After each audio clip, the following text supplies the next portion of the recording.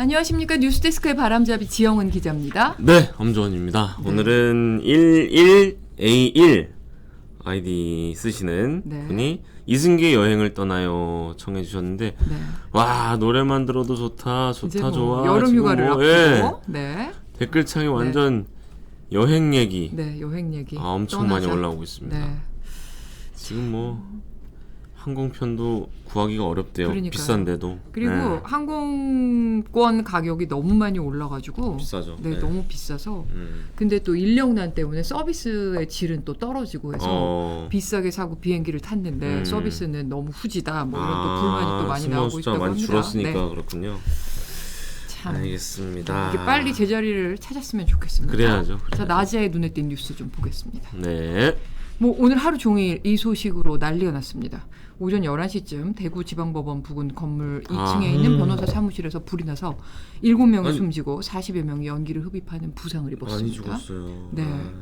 소방차 50대, 소방인력 160명이 동원돼서 20분 만에 불을 끄고 입주자들을 구조는 했는데 안타깝게도 이 화재가 시작된 것으로 보이는 203호 변호사 사무실에서 7명이 모두 숨진 채 발견됐습니다. 남성 5명, 여성 2명이고요. 네네. 이 가운데 방화 용의자도 포함된 것으로 알려졌습니다. 이게 맨 처음에 소식이 나온 게 12시쯤이었는데 지금 계속 속보가 나오면서 화재 원인 뭐 아니면 이게 방화 경위 피해가 컸던 이유 이런 것들이 속속 좀 밝혀지고 있습니다. 네네. 그 방화 용의자가 투자금 반환 소송에서 진 것에 그 앙심을 품고 상대편 변호사 사무실에 불을 지른 것으로 파악이 되고 있는데 오늘 뉴스데스크 큐시트에서 또 해당 기사 반영이 돼 있으니까 이따 큐시트 산책에서 조금 더 자세하게 짚어보겠습니다. 참. 하나 더 보겠습니다. 잠시 후 뭐 머니톡하고도 뭐 넓게 보면은 좀 관련이 있는 소식이라고 할 수 있겠습니다. 있죠. 돈 얘기니까요. 네. 지역에 따라서 근로자 한 명당 연봉 총급여액 저렇게 차이가 나요? 네, 1,000만 원 넘게 차이가 어우. 나는 것으로 조사가 됐습니다. 네네. 더불어민주당 김회재 의원이 국세청에서 받은 자료인데요. 2020년 17개 시도 가운데 1인당 평균 총급여액 가장 많은 지역이 어디였게요? 서울 아닐까요? 성소배 어딜까요? 안 보이시지만 라디오 출연. 네. 세종이었습니다. 세종시. 네, 공무원과 공공기관 종사자가 많아서 그런지 평균 연봉이 가장 높았어요. 세종이 4,520만 원. 그리고 두 분이 말씀하신 서울이 두 번째, 서울, 울산 이런 데가 많지 4,380만 원. 않나? 울산이 세 번째입니다. 와, 4,340만 원. 세종이 그런데요? 가장 많다고 합니다. 전국 평균은 3,830만 원이었는데요.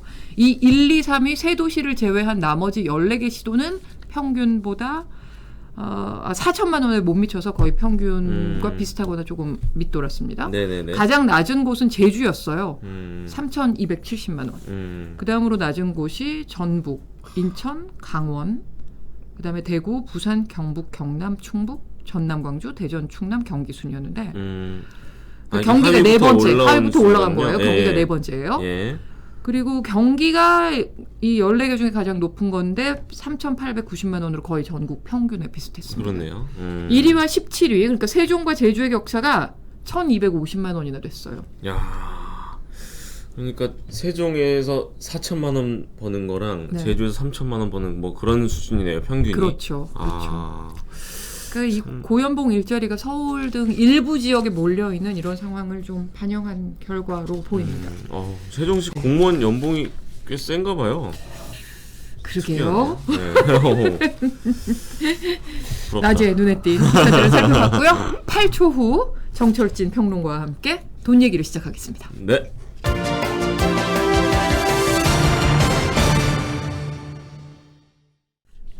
아무래도 세종에는 자영업자나 이런 분들보다는 그 공무원 또 뭐, 공무원보다도 공공기관 고위공직자들도 있고 또 그러니까요. 정부청사도 있고 그래서 그런 게 직업 아닌가 싶기도 하네요. 업종이 좀 이렇게 딱 한정돼 있어서 평균 연봉이 높았던 게 아닌가 그렇군요. 싶습니다. 알겠습니다. 자, 알아두면 돈 되는 소식을 정리합니다. 정철진 평론가 나오셨습니다. 어서 오십시오. 네, 어서 안녕하십니까? 오십시오. 네, 안녕하세요. 지난주에 좀 우리가 심오한 이야기 많이 했잖아요. 네, 맞아요. 경제 정책이라든가 경제 이슈들. 안 좋아하시더라고요. 투자 쪽으로 가야 되겠다. 그래서 오늘도 좀 뭐 그 화물연대 파업이라든가 뭐 좀 어떤 뭐 이런 얘기 좀 그렇죠. 하려고 했었거든요. 네. 예. 지난주 뭐 임금 피크제 뭐 이런 좀 그런데 네. 이제 이런 것들은 안 좋아하시는 것 같아서 아예 그냥 돈 쪽으로 예, 뭐 주식 부동산 쪽으로 일단 투자도 집중적으로. 이렇게 콕콕 찝어주시는 거 근데 좋아하세요. 또 이게 계속 또 이런 얘기만 하면 그것도 또 안 좋아하십니다. 네. 투자 얘기만 또 계속하면 그것도 안 좋아하시기 때문에 네. 자 뭐 어떻게 이렇게 하는 약간 거죠? 완급 조절을 완급 조절을 하는 네. 그런 코너로 그렇습니다. 하겠습니다. 네네네 좋습니다. 저희가 그 방송 전에 항상 사담을 좀 나누곤 하는데 네. 오늘은 방송 전에도 금융시장 얘기를 했습니다. 네. 그만큼 지금 시장이 아주 하수상하다는 얘기일 텐데 그러니까요. 네. 그 얘기 그대로 네, 해주셔도 지금 도움이 많이 되겠어요. 주식시장이 변곡점에 와 있다. 네. 이런 얘기가 많습니다. 이게 무슨 뜻입니까? 정말 큰 변곡점, 향후 한 석 달, 뭐 음. 단기적으로는 감히 뭐 판단할 수 있는 정말 중요한 포인트에 와 있는데요. 네. 이런 걸 하나 봐야 될 것 같아요. 이제 주식이요, 고점이 있잖아요. 전고점 대비 빠졌다 올라갔다 빠졌다 올라갔다 하는데 전고점 대비 20%가 네. 빠지게 되면 예, 예. 여기서부터 문제가 좀 심각해집니다. 그 이상을 빠지면 이제 약세장에 돌입한다라고 합니다. 그러니까 주식시장이 뭐 5% 빠지든 10% 빠지든 이런 건 큰 문제가 아닌데 마이너스 20을 빠지면 여기서 더 빠지잖아요. 네. 그럼 기본적으로 15에서 20이 추가 하락을 하고요. 뭐 웬만큼 나쁜 경우에는 아예 30% 40% 뭐 리만 브러더스 우리 2008년에 네. 경험을 했었죠. 그러면 고점 대비 거의 50% 60%가 깎아지는 이제 그런 곳이기 때문에 우리가 그 마이너스 20이라는 선을 굉장히 중요하게 여기는데 그렇군요. 코스피가 딱 거기에 와 있거든요. 어. 다우도 거기 다 걸쳐 있어요. 우리가 3,316이었으니까 지금 2,600이 정확히 마이너스 20%고요. 어. 다우도 마이너스 20, 나스닥은 일단 마이너스 20 이상 빠졌습니다. S&P 500도 마이너스 20. 그러니까 만에 하나 여기에서 한 번 더 빠지면 물론 코스피나 뭐 다우는 한 번 더 빠진 적이 있었는데 그때는 바로 건져냈거든요. 예, 예. 다음 날 다루나? 근데 요번에 만에 하나 또 이 선을 붕괴하고 무너진다면 위에서 20 빠졌잖아요. 네. 이만큼 정도는 또 빠질 수가 빠질 수 있고. 그만큼이요? 예. 어우. 이게 이제 제가 그냥 말씀드리는 게 아니라 예. 수많은 한 200년간 그 미국 역사 주식 패턴을 통해서 이제 분석이 나온 겁니다. 근데 딱 그 위치에 있는 데다가 너무나 신기하게도 각종 재료들이 지금 네. 내일 모레 막 뭉쳐 있죠. 집중적으로 네. 지금 몰려 있기 때문에 이것을 어떻게 풀어가냐에 따라서 일단 한 3개월간 좀 마음 편한 상승을 보일 수 있는지 아니면 정말로 더 하락을 할 수 있는지가 빠질지. 정해지는 그런 구간이 됐습니다. 그런데 내일 또 뭐 중요한 지표 네. 발표한다면서요? 네. 일단 내일 첫 번째 넘어야 될 관문이 이제 내일 밤 한 9시 반에서 10시 밤 네. 미국의 9시, 5월 10시. 소비자 물가 상승률이 발표가 됩니다. 음. 이제 가장 전 세계의 투자자들은 다 주목을 하는 그런 이슈입니다. 미국의 CPI. 네. 이 결과에 따라서 이제 우리 코스피를 포함해서 뉴욕 증시를 포함해서 세계 증시가 이제 방향성을 잡게 네. 될 텐데 예, 예, 예. 두 가지예요. 뭐 두 가지겠죠.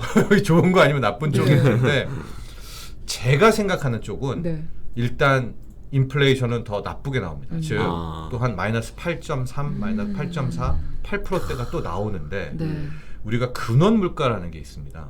근원 물가는 에너지하고 먹거리를 뺀 물가라는 거 이제 코어 네네. 물가 지수라고 이야기를 하는데 네. 지금 앞만 봐도 에너지하고 농산물은 빠질 것 같지는 않거든요. 그러니까 높은 소비자 물가가 나왔는데 시장이 그걸 보는 게 아니라 에너지하고 먹거리 걸 뺀 이 근원 물가가 떨어지게 나오는 거예요. 네. 근원 물가. 그러니까 요걸 보고 야 유가하고 먹거리는 어쩔 수 없잖아. 그런데 생활 속에 나온 물가는 이미 잡혔네. 아마 그런 식의 히스토리를 가지고 저는 일단 제 예상입니다. 오히려 시장이 반등의 어떤 하나의 모멘텀을 삼지 않을까 그런 구실로 저는 일단 이렇게 예측을 하고 있거든요. 네. 네. 물론 이제 제가 이제 틀릴 수도 있겠죠. 아니 뭐 내일 높은 또 소비자 물가 나오고 그대로 주식시장이 이제 급락을 하면 이번엔 속수무책으로 아마 우리는 다음 주에 반영이 될 테니까 네. 금요일 되게 되겠지만은 저보고 이제 이쪽이냐의 줄을 서라라고 한다면 저는 오히려 그런 식으로 좀 약간 숨고르기에 들어가지 않을까. 네. 조심스럽게 좀 그렇게 근데 그게 예측을 펀더멘털 자체가 진짜 좋아진 건 아닌 거잖아요. 아닌 거죠. 네. 저는 이거 3개월짜리다 이렇게 네. 보고 있는데 네네네. 그 앞서도 얘기했지만은 이제 주식이 마이너스 20이 중요하다고 했잖아요. 근데 거기서 한 번씩 걸리거든요. 그 아마 여러분들 주식 투자해 보신 중에서 2008년을 한번 기억을 해 보시면 2008년은 어떤 일이 있었냐면 그때 당시에 코스피의 정고점이 한 2030이었어요. 그때 코스피 2000 네. 돌파했다라고 해서 예. 그러다 상반기에 그대로 빠져서 한 1600까지 네. 빠진 거예요. 그럼 1600. 2000에서 1600 정확히 마이너스 20% 죠. 29간이었잖아요. 그렇네요. 그래서 그때도 추가 하락한다 말았나 막 했는데 예. 그대로 1600에서 한 1800까지 한 석 달, 넉 달 동안에 급반등을 하면서 이거 뭐야 괜찮아졌나 하고 사람들의 긴장을 다 풀게 합니다. 그러다가 이제 9월 하다가 이제 10월에 그 유명한 리만 브라더스 네. 파산하고 서브프라임 모기지 부실 나오면서 그게 바닥을 친 초대급락을 거죠. 하면서 이제 코스피가 1000이 깨지고 이제 898, 900까지 가거든요. 그러니까 제가 이제 이 내일 소비자 물가 상승률 발표되고 시장이 약간의 여유를 찾겠다라고 제가 예측하는 겁니다. 당장에 틀릴 수도 하는 이유가 한 번 그렇게 긴장을 우리를 풀게 만들다. 그러니까 마이너스 20선으로 더 떨어지지 않게 약간 네, 마이너스 20에서 버티는 척 네. 하면서 오르기까지 하다가 야 이제 됐나 보다 할 때 뭐 올 가을이든 겨울이든 그 어느 순간에 시장이 이제 급락을 하지 않을까. 제가 보는 이제 그림은 이 네. 그림을 그리고 있는데요. 네네네. 다른 그렇죠. 쪽에 보시는 분들은 이렇게 떨어졌다가 이제 높은 소비자 물가에 그대로 다시 떨어질 수도 있다는 빠질 수도 예측도 있다는 거죠. 네. 게다가 지금 또 다른 악재가 있어요. 네. 이거는 뭐 시장의 악재는 아닌데 북한이 어제부터 그 당 음. 중앙위원회 전원 회의를 시작했는데 네. 여기서 핵실험 관련 결정이 나올 수 있다. 네. 이런 얘기가 계속 나오고 있지 않습니까? 이 이슈도 그렇습니다. 시장에 영향 주겠죠. 네, 내일 우리나라는 두 가지가 있습니다. 첫 네. 번째가 지금 뭐 상당한 대북 전문가들이 얘기하는 7차 핵실험이 네. 네. 이제 내일 할 가능성이 높잖아요. 근데 그동안에 보시면은요, 웬만한 이제 대북 재료가 단 한 번도 시장에 반영되지 않았습니다. 미사일을 맞아요. 쏘고 뭐 때로 쏘고 다 쏴도 반영이 안 됐는데 네. 이것과 핵실험은 차원이 다른 거고. 네. 다르죠. 네, 이제 8번 핵실험하면 핵 보유국이 됩니다, 북한은. 네, 그러니까 그만큼 7차 핵실험이라는 이슈가 크기 때문에 이건 우리나라에게 큰 악재죠. 그러니까 내일 할지 안 할지 모릅니다만 그런 악재가 있고요.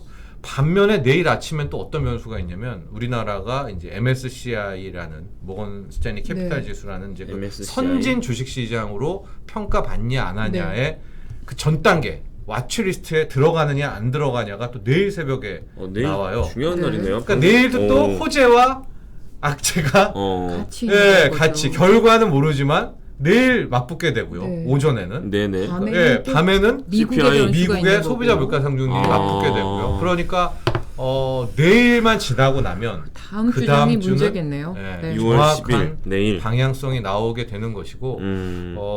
그러나 저는 일단은 한 석 달 정도는 우리를 좀 약간 숨 예, 돌릴 수 있게. 예, 숨 돌리게 우리를 좀 착각하게 만든. 왜냐하면 저는 이번 인플레이션은 못 잡는다고 보거든요. 네. 그러니까 이 유가랑 이 먹거리의 이 소위 말한 이 올라가는 속도는 타의 추정을 불허할 네. 정도로 저는 뭐 대량 인플레까지도 보고 있기 때문에 절대적으로 끝날 인플레가 아닙니다.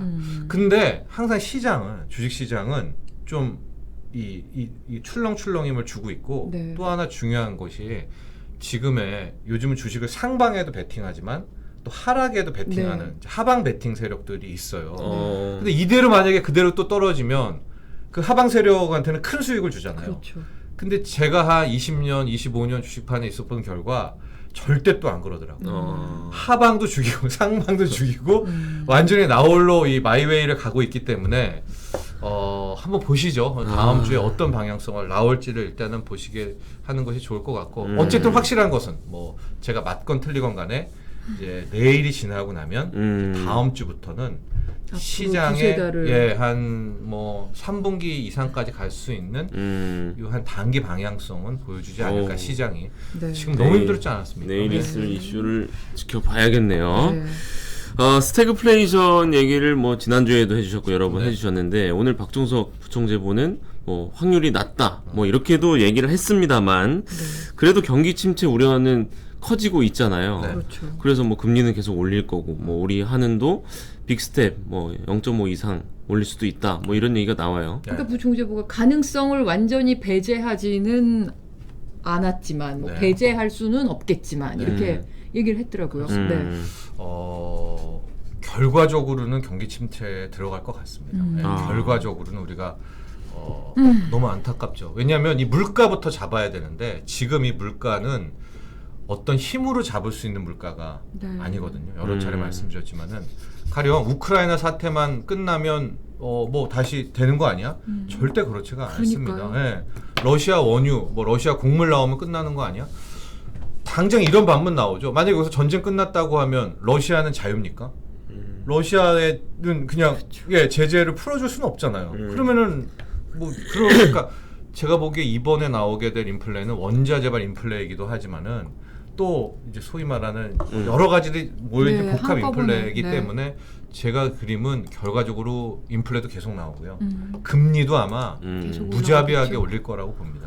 여기 마중물님이 올가을 추석은 잔인한 추석이 될 듯 싶구나 이러셨어요. 저는 연말이 좀 잔인할 것 같다고 보고 있습니다. 오히려 그렇게 바라보고 있고, 그러니까 금리도 계속 저는 올라갈 것 같아요. 이게 이 소위 말하는 이 물가를 잡으러 어쨌든 금리를 올려야 잡는 척을 하잖아요. 그렇죠. 중앙은행이. 그러니까 둘이 같이 가는 이런 패턴에서 결과적으로 한순간 이제 경기 침체에 빠지게 되지 않을까. 너무 좀 암울하기도 한데요. 근데 이제 아주 뭐 근본적으로 생각하면 적당한 수준의 인플레이션은 시장이나 뭐 증시나 이런 데 오히려 호재 아닙니까? 그렇죠. 활력을 불어넣는다. 근데 지금은 문제는 너무나 그 인플레 수준이 높다. 그렇습니다. 과거는 수준인 거죠. 그러니까. 맞습니다. 수준이 높고 해결되지 않을 인플레이션이기 때문에 그런데 이런 구간에도 제가 앞서 말했지만은 이렇게 빠지진 않잖아요. 이렇게 됐다가 한번 줬다가 이런 식의 흐름이 나올 거라니까 만약에 이런 식일 때 뭔가를 요걸 잡아야 될 것 아니겠습니까? 두세 달 딱 기회가 한번 올 수 있겠다. 내지는 인플레이션 해지도 필요할 것 아니겠습니까? 그래서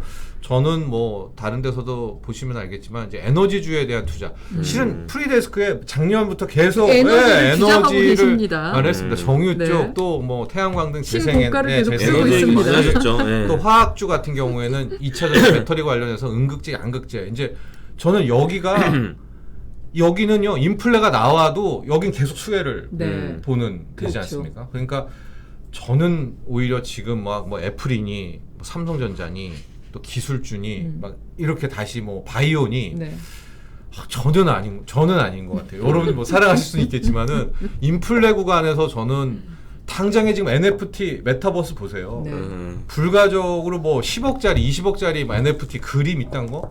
지금 뭐 800만 원에 내놔도 안 사가잖아요. 인플레가 오면 돈이 마르고 딱 쓸 때만 필요할 때만 돈이 가게 돼요. 그래서 뭐 탑픽이 뭐야? 그러면 뭐 주식 투자 접어요 할 때 제가 말씀드리는 것은 원픽. 그러니까 뭐 정유, 에너지 업종들. 그다음에 좀 더 넓힌다면 차. 이게 이제 전기차 이슈가 있으니까. 전기차. 이 정도까지 전력 이런 수준이 그래도 인플레이도 해제하면서 향후 나오게 될 이제 반등 구간에서의 좀 어떤 하나의 기회가 아닐까 생각을 알겠습니다. 이번에는 좀 일본 얘기를 좀 해볼까요? 엔화가 엄청 쌉니다 지금. 오늘 마감치가 100엔당 939원이에요. 1,000원도 안 돼요. 근데 예전에는 1,100원 뭐 이러기도 했었잖아요. 그렇죠. 우리가 근데 800원대를 한번 2015년인가 16년에 한번 갔었어요. 한번 갔었죠. 그래서 우리는 뭐 4년 만에 뭐 5년 만에 엔화 최고의 약세대. 미국 같은 경우에 달러 엔이잖아요. 거의 지금 2002년 월드컵 때만큼. 그러니까요. 그러니까 지금 20년 만에 엔화가 약해지고 있는데 이유가 아주 명확합니다. 우리는 우리뿐만 아니죠. 전 세계는 다 지금 돈을 걷어들이잖아요. 긴축을 하잖아요. 유동성 축소. 일본 풀고 있죠. 하고 엊그제 그 구로다 일본은행, 그러니까 일은은행, 일본의 중앙은행이죠. 국회에 나가가지고 엔화 덮은다. 왜 그러는 걸까요? 그렇죠. 그러니까 이 나라 하나만 지금 풀고 있거든요. 근데 미스테리는 이렇게 풀으면 물가 상승 와야 되잖아요. 그러니까요. 2%대? 간신히 그것도 돈 풀어서 2%대를 그래서 왜 이럴까 일본이. 근데 일본은 각 나라마다 사연은 다르겠지만 아직까지 인플레를 만나본 적이 없는 나라여서 이 찰나에 이 기회에 올려보자. 한번 인플레를 통해서 30년 디플레를 깨보자라는 뭐 그런 식이 아닌가라고 생각을 하는데 이건 나쁜 엔저죠. 네. 왜냐하면 일본도 자원이 없잖아요. 네. 그러니까 이런 엔저를 계속 쓰게 되면 일본도 석유 사와야 되고 뭐 사와야 되는데 원자재를 결과적으로 제 발목을 잡을 것 같은데 근데 문제는 아마 여러분들 증시 보시면 알겠지만 지금 일본 증시만 또 나홀로 또 엔화 왜 엔화를 풀고 있고 또 엔화가 우리 원화랑 다른 점이 그때 제가 그 통화 수합 때 얘기를 했지만 미국과 상설 달러 통화 수합이 필요하다고 했잖아요. 그거 맺으면 외환 보이고 필요 없거든요. 근데 일본은 미국이 해줬습니다. 그래서 미국과 일본은 상설 통화서 국가여가지고 뭐 외환부도 이런 거는 일본은 걱정이 없는 나라인데 저는 일본의 이 엔저가 결국은 일본이란 나라를 뭐 그게 당장 내년은 아니어도 다시 완전히 추락시키는 그런 하나의 계기가 될 거라고 봅니다. 지금 일본이란 나라는 성장 자체가 완전히 멈춰 있는데 아마 이런 돈의 힘으로 해도 못 갈 것 같고요. 더 중요한 이슈, 얘기가 또 길어지는데 고령화입니다. 고령화, 노령화 때문에 수요가 촉발이 안 돼요. 촉발이 안 됩니다. 이제 이런 와중에 이제 이 엔저라는 정말 이런 주먹구구식 해법은 저는 도움은 되지 않아요. 수요가 촉발이 안 되니까 물가가 오를 수가 없는 거군요. 그렇습니다. 그러니까 계속 뭐 이거는 의미가 없는 돈 풀기죠. 오라네요. 방금 말씀하신 그 일본 증시 상승 있잖아요. 우리나라에는 어떤 영향을 주는 거예요? 우리나라 엔저가 우리 여행객들한테는 좋죠. 여름에 이제 뭐 아마 800원대만 다시 한번 가도 지금도 좋을 겁니다 아마. 그렇죠. 900원대면 900원대도 얼마 전에 갔다 온 작가분이 있는데 좋았다고 하더라고요. 그런데 기업적인 측면에서는 뭐 대표적인 뭐 자동차 이런 것들은 우리가 다 달러로 팔잖아요. 그러니까 수출 가격 경쟁력에서 일본이 좀 우월해지니까 그런 점도 산업적으로는 우리를 좀 힘들게 하는 그런 측면도 있는데요. 하여간 2002년에 지금 펼쳐지고 있는 이 엔화의 의도적인 약세, 유일하게 돈을 푸는 나라 일본. 저는 이 후폭풍이 클 거라고 봅니다. 결과적으로 일본이란 나라. 근데 뭐 물가 상승률 2%면 뭐 효과도 별로 못 보고 있는 것 같고요. 그러니까요. 어떻게든 좀 활력을 찾으려고 애를 쓰고 있는 건데 그게 잘 안 되고 있는 상황인 거죠. 네, 그렇습니다. 이번엔 부동산 얘기를 한번 해보겠습니다. 서울 아파트 9주 만에 다시 하락했습니다. 그리고 이번 주는 강남구도 보합이다 이런 얘기도 있는데 이게 추세적으로 하락으로 간 거다 이렇게 봐야 될까요? 아니면 저는 추세 탔다고 보거든요. 또 이것도 또 한 2, 3주 내에 틀릴 수도 있지만 문재인 정부 마지막에 하락이 됐다가 윤석열 정부 이제 결국 기대감에서 9주 동안 다시 올랐다가 이제 꺾이고 꺾이는 와중에서도 강남과 용산은 올랐거든요. 승승장구를 했는데 이제 그게 이제 상승을 멈춰 딱 여기까지가 지금 와 있는 단계인데요. 이런 게 있어요. 금리가 오르고 물가가 오르는 시점에서 주식과 부동산에서 우리가 이제 책에서 배울 때는 인플레이션에서 유리한 게 부동산이다. 이런 거 배우지 않습니까? 근데 그때 포인트는 두 가지예요. 첫째는 과실이 나오는 그러니까 이 부동산, 가령 농장 같은 것들인 거고요. 부동산을 따지면 월세가 나오는 부동산, 수익형 부동산이어야 되는데 그러니까 제가 왜 부동산을 좀 이제 추세적 하락이라고 보냐면 월세가 다른 때 같으면 나왔겠죠.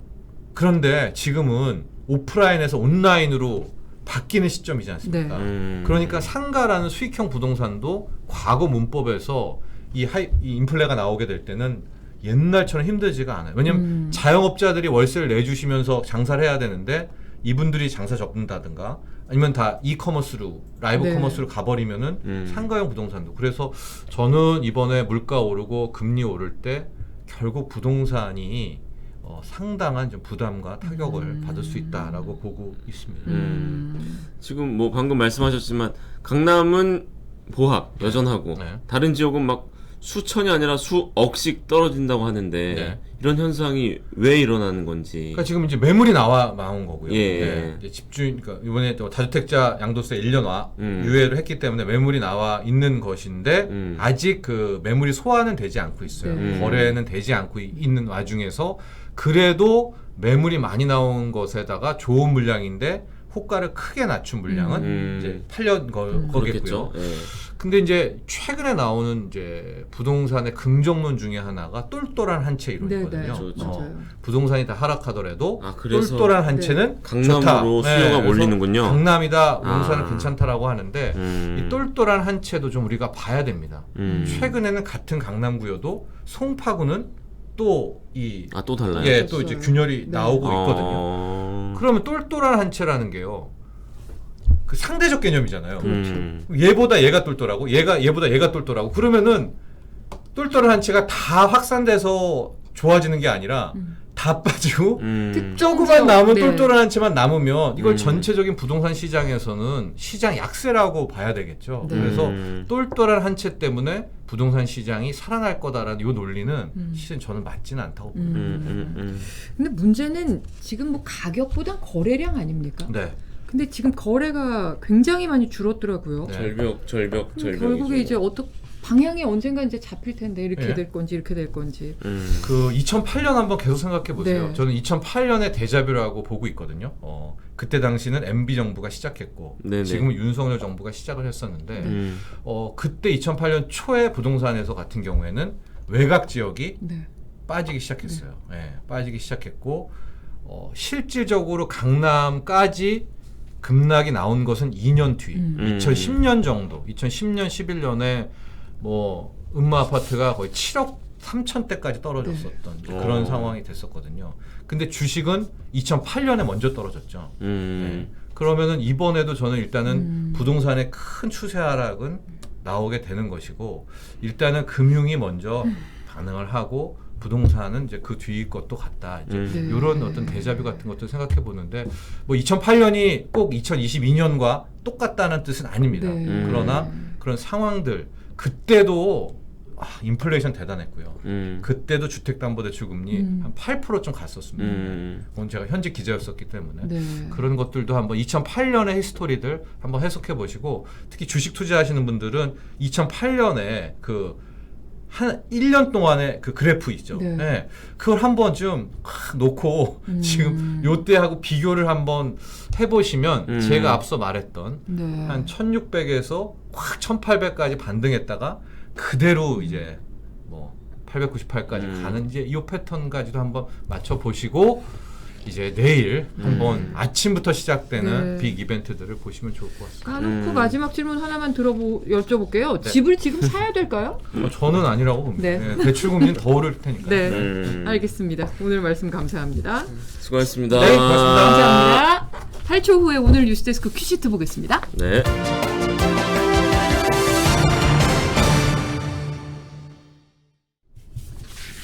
네, 오늘은 시간이 좀 여유롭게 4분여 남아있는데 첫 소식부터 가볼까요? 큐레이션에서 말씀드렸던 대구 화재 청사 뉴스입니다. 해야죠. 방화 용의자가 지난 2013년 대구의 한 주상복합 아파트 신축 사업 시행사에 6억 8천여만 원을 투자했대요. 근데 사업이 제대로 안 된 거예요. 원하던 대로. 그래서 투자금 반환 소송을 냈는데 재판에서 졌습니다. 그래서 불이 난 사무실이 앞서 말씀드린 것처럼 소송 상대편 변호사 사무실이었고 오늘 뉴스데스크에서 이런 참극을 빚을 만큼 이 사람의 절박한 사정이 뭐였는지를 자세하게 전해드리겠습니다. 근데 왜 이렇게 많은 사람이 그렇죠. 대낮이었는데 11시였는데 이유가 궁금하긴 해요. 네, 그 이유도 오늘 뉴스데스크에서 다룹니다. 오늘 이 화재 뉴스 톱블록에 3개가 준비가 되어 있습니다. 그래서 그 중에 하나가 지금 주원 씨가 얘기한 피해가 커졌었던 이유. 사망자들이 폐쇄적인 구조의 사무실 한 곳에서 다 발견이 됐어요. 용의자가 이 좁은 사무실 안에서 인화성 물질을 본인에게도 뿌리고 여기저기도 뿌리고 이러고 불을 질렀거든요. 순간적으로 폭발과 함께 화염이 사방으로 확산했을 수 있습니다. 그리고 해당 건물은 지상층에는 스프링클러도 설치가 되지 않았다고 합니다. 문제더라고요. 아까 기사 보니까. 여러 가지 이 밖에도 피해가 커질 수밖에 없던 여러 정황들이 계속 속속 확인이 되고 있는데 뉴스데스크에서 자세히 전해드리겠습니다. 네, 다음 소식은요? 지금 뭐 우리가 물가 얘기 계속하고 있는데 전 세계적으로 소비자 물가 상승세 진짜 무섭습니다. 무섭죠. 말씀드린 대로 내일 밤에 미국의 5월 소비자 물가지수 나올 텐데 네네. 오늘 워싱턴의 왕종명 특파원이 미국의 이 물가를 뛰는 물가를 소비자에게 전가시키고 있는 현장들을 현장 취재를 통해서 전해드리겠습니다. 미국이 지금 40년 만에 최고 수준으로 물가가 뛰고 있거든요. 그래서 기업이나 식당들이 가격은 올리질 못하는 거예요. 가격은 못 올린 채 다른 방법으로 소비자들에게 비용 상승분을 전가를 시키고 있다고 합니다. 그래서 기사를 제가 봤더니 이게 재밌더라고요. 메뉴판에 아예 식당 회생비라는 거를 음식값의 5%로 아예 청구를 하겠다고 공지를 해놨다고 합니다. 그래서 이게 도대체 뭐냐 그랬더니 음식값을 안 올렸으니까 인플레 비용으로 당신이 이걸 내야 한다 이렇게 얘기를 했다고 합니다. 그게 값을 올린 거네요. 그러니까요. 15%를 더 부과하는 카페도 있다고 합니다. 그리고 뭐 식당이나 카페 같은 이런 개인 사업자들만이 아니고요. 기업들도 지금 뭐 재료비, 유통비, 물류비 다 오르고 있지 않습니까? 그러니까 기업들은 어떤 꼼수를 부리느냐. 가격은 그대로 둔 채 용량을 줄이고 있습니다. 그러니까 뭐 한 롤에 160매였던 키친타올을 10매로 줄인다든가. 그것도 가격이 오른 네, 거죠. 그렇죠. 네. 그리고 아니면 뭐 과자나 사탕, 음료수, 세제 같은 거의 용량을 육안으로 구분하기 힘든 수준 한 뭐 10% 안팎으로 줄이고 있다고 합니다. 우리도 그런 뉴스 많았잖아요. 그렇죠. 과자 봉지는 이만한데 뜯었을 때 반도 없어. 그러니까 이게 그런 현상인 이거를 거죠. 슈링크플레이션이라고 부른다고 하는데요. 뉴스데스크에서 오늘 그 미국 상황을 면밀히 보시고 좀 있으면 태평양 건너서 우리나라에도 이런 현상이 빚어지지 않겠습니까? 마음의 준비를 해놓으시기 바랍니다. 걱정이네요. 다음 소식입니다. 네. 식물성 대체육 콩고기라고 하죠. 이게 뭐 범블비님 가격 안 올리는 대신 양 줄이면 별로다. 네. 오늘 하루님은 그걸 꼼수라고 할 수 있나? 원가 올랐으면 올리는 게 당연한 거 아닌가? 그러니까 가격을 아예 올리면은 오히려 더 솔직한 건데 가격을 못 올리니까 이런 방법을 쓰는 걸 저희가 뭐 꼼수라고 그냥 그렇죠. 표현을 해본 겁니다. 식당 회생비가 뭐냐고. 네. 진짜 처음 듣는 말이네요. 네. 네. 머리를 이상한 데 쓰셨네. 그 콩고기 과연 영양가가 육고기보다 높을까? 궁금하신 분들 계실 텐데 오늘 뉴스데스크에서 확인하실 수 있겠습니다. 맛은 비슷하다고 하던데요. 한국소비자원이 식물성 대체육 제품 15개의 품질과 안전성 등을 시험해서 결과를 공개했습니다. 그랬더니 100g당 평균 단백질 함량이 17g이었어요. 그래서 17. 햄버거용 소고기 패티 가 12g이었다고 합니다. 그래서 이거보다 함량이 오히려 더 많았다고. 근데 모든 육고기보다 많았다고 할 수는 없겠고요. 하지만 일부 제품은 포화지방이나 나트륨 함량이 좀 과도하게 많았고 또 다른 일부 제품은 비건이라고 표시는 해놨는데 재료에는 계란이 함유되어 있기도 했다고 합니다. 자, 시판 중인 대체육 제품 어떤 제품이 특히 건강했고 어떤 제품 개선이 필요했는지 뉴스데스크에서 정보 확인하시기 바라겠습니다. 네. 자, 이제 본방 시작할 시간입니다. 네, 저희 프리데스크는 내일도 돌아옵니다. 네. 여러분 본방 끝까지 함께해 주세요. 네, 고맙습니다. 감사합니다.